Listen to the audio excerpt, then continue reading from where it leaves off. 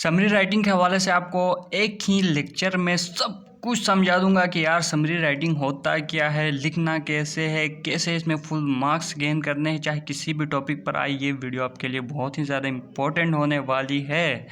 तो भैया लोग एयरफोन्स डाल लो, कॉपी पेन निकाल लो और शुरू हो जाओ मेरे साथ। ये पॉइंट्स आप लोग भी नोट कर लो। तो सबसे पहला पॉइंट है, मैंने ये लिखा है हाईलाइट करके कि रीड केयरफुली। अक्सर स्टूडेंट्स इसे पढ़ते नहीं है, फिर उनको आता नहीं है, फिर नंबर ज़ीरो लेके घर आ जाते हैं। तो सबसे पहला पॉइंट होता ही ये है, समरी का उसूल है कि आपने सही से पढ़ना है, तवज्जो दे के फुल 100% आपका माइंड जो है ना आपके जो क्वेश्चन पेपर की तरफ होना चाहिए। अब इसके बाद अगला जो स्टेप आता है जी, अंडरलाइन इम्पोर्टेंट पार्ट्स। जाहिर सी बात है उसमें 20 लाइनों का होगा, 30 लाइनों का होगा, कोई पोएम होगी, कोई 20 लाइन का कोई पैराग्राफ होगा। उसको सही से पढ़ो, उधर से इम्पोर्टेंट पार्ट्स अलग करो, उसको अंडरलाइन करो।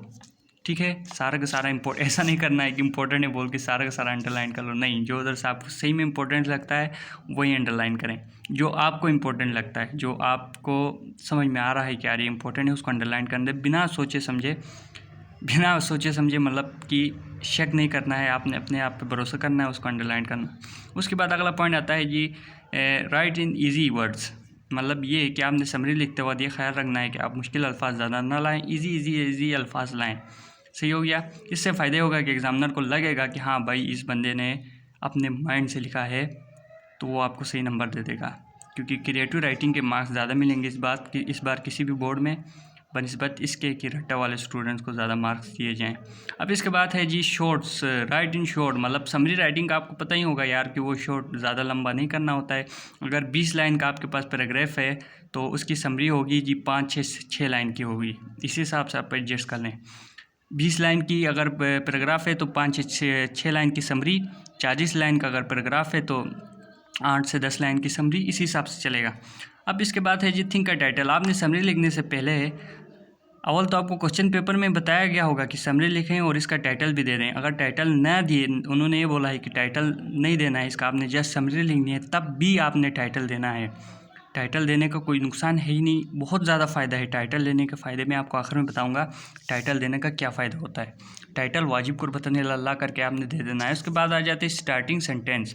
आपने किसी भी समरी को कैसे स्टार्ट करना है। अगर आपको कोई पोएम दी गई हो तो उसकी समरी आप इस तरह स्टार्ट करेंगे। किसी भी टॉपिक पर पोएम हो, आप इसी लाइन के साथ समरी स्टार्ट कर सकते हैं। इन this poem the poet beautifully describes that करके शुरू हो जाएं, या फिर the writer in this poem beautifully explains that करके शुरू हो जाएं। किसी भी पोएम के लिए आप ये दोनों लाइनों में से किसी भी लाइन से स्टार्ट कर सकते हैं, आपकी अपनी मर्ज़ी है।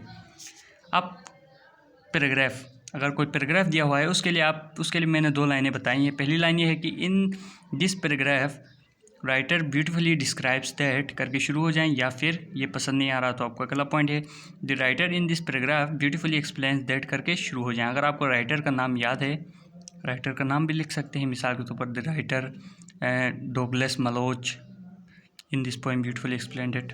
The writer of the paragraph is Douglas Malloch and the writer beautifully explain that करके शुरू कर दें, वो आपकी मर्ज़ी है। तो अगला जी middle point depend upon the paragraph या डिपेंड अपॉन द पोएम। जिस तरह की आपकी पोएम होगी उस हिसाब से आपने लिखना है। तो ये मैं आपको एडवांस नहीं बता सकता, क्या पता आपको कौन सा टॉपिक पे आ जाए, इस वजह से इसको छोड़ देते हैं। अभी एंडिंग की तरफ बढ़ते हैं। इसका मैं आपको आइडिया दे दूंगा बाद में किस तरह लिखना है। एंडिंग में आपने ये करना है कि आपने, जाहिर सी बात है मैंने आपको एडवांस बता दिया, आपने टाइटल सोचना था। टाइटल सोचने के बाद आपने एंडिंग कुछ इस तरीके से करना है कि आपने जो टाइटल सोचा हुआ था, जो टाइटल आपने दिया था, वो टाइटल इन लाइन में लाजमी आए। मिसाल के तौर पर अगर हमें कोई पैराग्राफ दिया हुआ है उसके हवाले से, गुड टिम्बर के हवाले से, ठीक है, गुड टिम्बर एक अच्छी इमारती दरख्त, महंगी दरख्त, गुड टिम्बर उसी को बोलते हैं। तो उसके बारे में अगर आपको कोई पैराग्राफ दिया गया है जिसमें ये बताया गया है कि एक दरख्त बहुत सारा मुश्किलात के बाद पानी के लिए लड़ता है, उसके बाद सही से धूप हासिल करता है, बहुत सी मुश्किलात के बाद एक अच्छा इमारती दरख्त वजूद में आता है। तो इस तरह वो एक अच्छा इमारती दरख्त वजूद में आता है। तो आपने इसका टाइटल देना है। तो मैंने टाइटल इसके लिए सोच लिया माइंड में कि मैं इसका टाइटल दे दूंगा दी फॉरेस्ट किंग।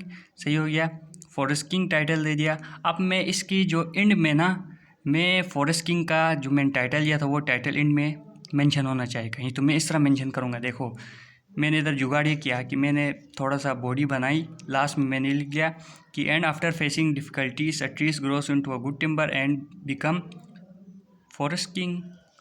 सही हो गया। इस तरह मैंने देखो फॉरेस्ट किंग मैंने आखिर में ले ही आया। तो इससे फ़ायदे होगा कि एग्जामिनर आपसे इम्प्रेस हो जाएगा फुली। तो अब बढ़ते हैं जी मिडल पार्ट की तरफ। मिडल पार्ट में ये है ना बेटा कि मिसाल के तौर पर मैं आपको एक छोटी सी कहानी सुनाता हूँ, उससे आप लोगों को समझ में आ जाए। तो कहानी ये है कि असलम उठा, चेयर से उठने के बाद वो अपनी टीचर क्लासरूम में था, उसने अपने टीचर को बताया कि टीचर मुझे वॉशरूम जाना है। टीचर ने बोला जाओ।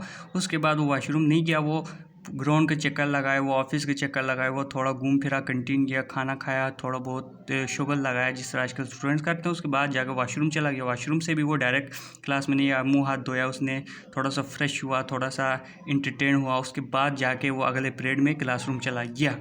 अब आप बताओ कि इसकी समराइज़ कैसे करना है।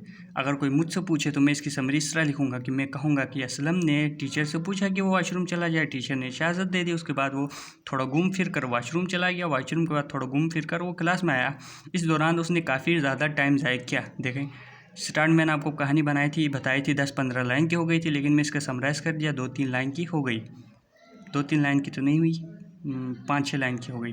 तो इस तरह लिखना है यार, कोई मुश्किल बात नहीं है। इजी बच्चों वाले सवालात होते हैं ये, टेंशन नहीं लेना आपने, अपने आप को कूल डाउन करके लिखना है। सही हो गया। तो बेस्ट ऑफ लक एग्ज़ाम के लिए, और सब्सक्राइब कर दो यार। और अगर कोई टॉपिक पे वीडियो चाहिए आप लोगों को तो बताओ, इसी टॉपिक पे या किसी और टॉपिक पे आपको डिटेल वीडियो चाहिए तो बताया करो, और सब्सक्राइब लाजमी किया करो। आप ही के लिए हो रही है सारी मेहनत, और हमारा भी जाहिर सी बात है सब्सक्राइब करेंगे तो हमारा भी थोड़ा बहुत फ़ायदा हो जाएगा, दोनों को फ़ायदा होगा इससे। तो सब्सक्राइब कर दे मेरे भाई, फ्री है यार। अल्लाह हाफिज़।